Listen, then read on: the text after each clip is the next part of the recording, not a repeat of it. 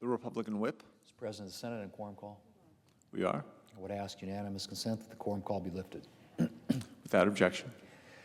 Mr. President, unfortunately, predictions about the negative economic effects of the so-called American Rescue Plan seem to be coming true. In March, Democrats pushed through this massive partisan spending bill. They claimed it was urgently needed COVID funding.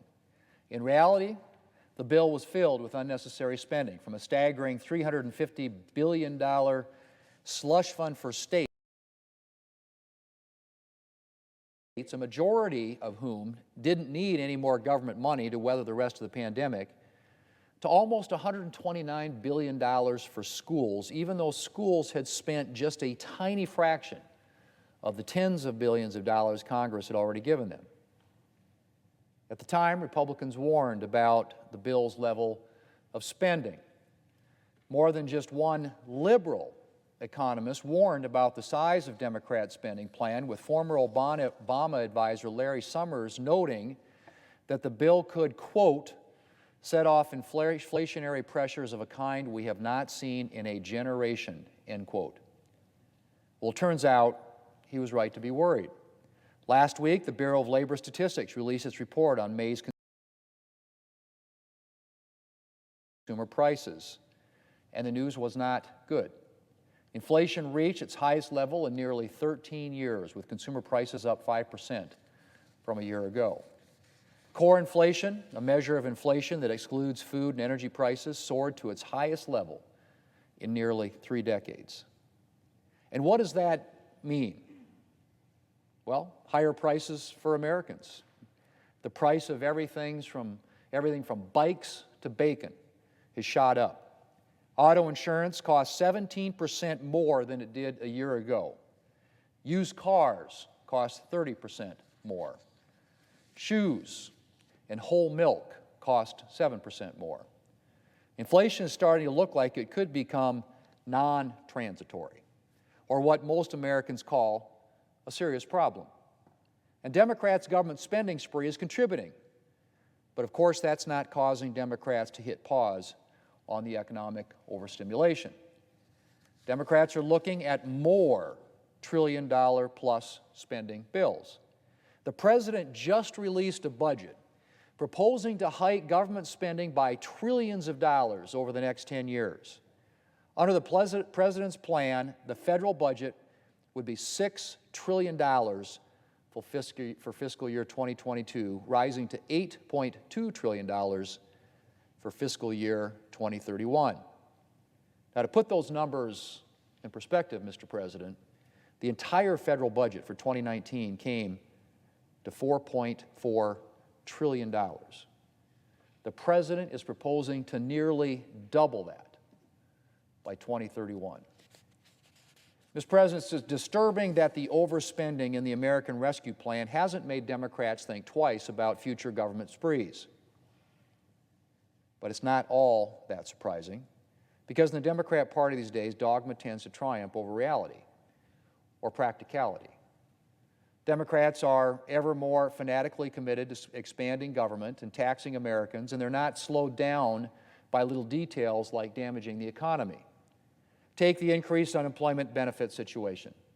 Congress provided a federal increase in unemployment benefits early in the pandemic when businesses were closed and workers had few alternatives to keep their families afloat.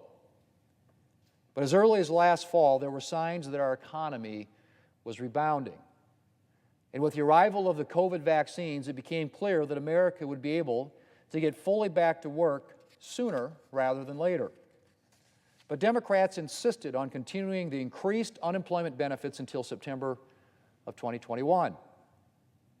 And the effect has been predictable. Despite record-high job openings, many people are declining to return to work because they can make more money staying home and drawing unemployment benefits.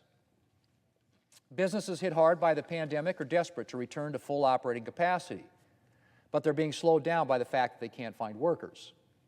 In response to the worker shortage, a number of governors around the country decided to stop accepting the federal increase in unemployment benefits. They wanted to help businesses in their states and get their residents back to work. And how did Democrats respond to that? Well, more than one Democrat responded by suggesting that the federal government step in to make sure these payments continue. That's right. Despite evidence that the increased unemployment benefits were discouraging workers from going back to work, some Democrats wanted to prevent governors from halting these payments. Mr. President, nowhere is Democrats' devotion to dogma over reality more notable than in their proposed capital gains tax hike. Now, I don't need to tell anyone that tax the rich has become the rallying cry of the Democratic Party. And one of the ways that the President plans to tax well-off Americans is by doubling the top capital gains rate to almost 40%. The problem, Mr. President, is that a 40% capital gains rate substantially exceeds the revenue maximizing rate. In non-accountant speak, what that means is that Democrats could collect more government revenue if they raise the capital gains tax less. Let me repeat that. Democrats could collect more government revenue if they raise the capital gains tax less. Now, you'd think that the President would want to maximize the revenue the government could collect, especially with his plans for 10 years of massive government spending, which I alluded to earlier. But in today's Democrat Party, taxing the rich is more important than maximizing government revenue. Just like tax hikes on corporations are more important than making sure our economy grows and that American companies can compete on the global stage. Or raising taxes is more important than passing legislation to boost American infrastructure. That's right. The President would have reached an agreement with Republicans on a substantial infrastructure bill, but he tanked negotiations because he was insistent that any bill repeal parts of the 2017 tax reform legislation, the same legislation that had driven up wages and boosted our economy before the pandemic hit. Democrats are so committed to taxation that they included a provision in the bloated COVID legislation that they passed specifically prohibiting state governments from using COVID relief money to cut taxes. Apparently, Democrats are fine with government payments to Americans, but allowing them to keep more of their own money is off the table. Mr. President, Democrats have long been interested in higher taxes to pay for more government spending, but to today's Democrats, taxation is rapidly becoming a good in itself. Democrats are no longer just interested in raising taxes to raise revenue. If they were, they wouldn't be planning to jack up the capital gains tax rate to over 40%. They're interested in raising taxes because they believe that success should be punished.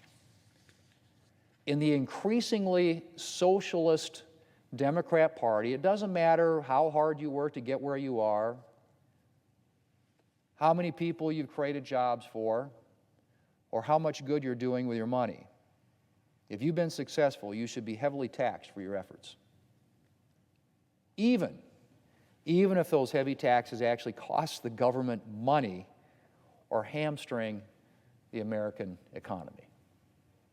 Mr. President, the growing commitment in the Democrat Party to an increasingly rigid socialist dogma is deeply disturbing. And it's certainly not limited to a fanatical commitment to taxation or spending.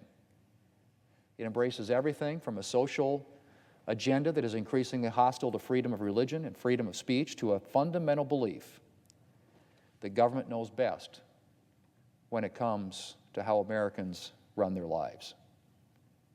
But for today, I'm just going to limit myself to taxes and spending. And let's hope, Mr. President, that Democrats rethink their planned government spending sprees before inflation really gets out of control and hardworking Americans end up paying the price. Mr. President, I yield the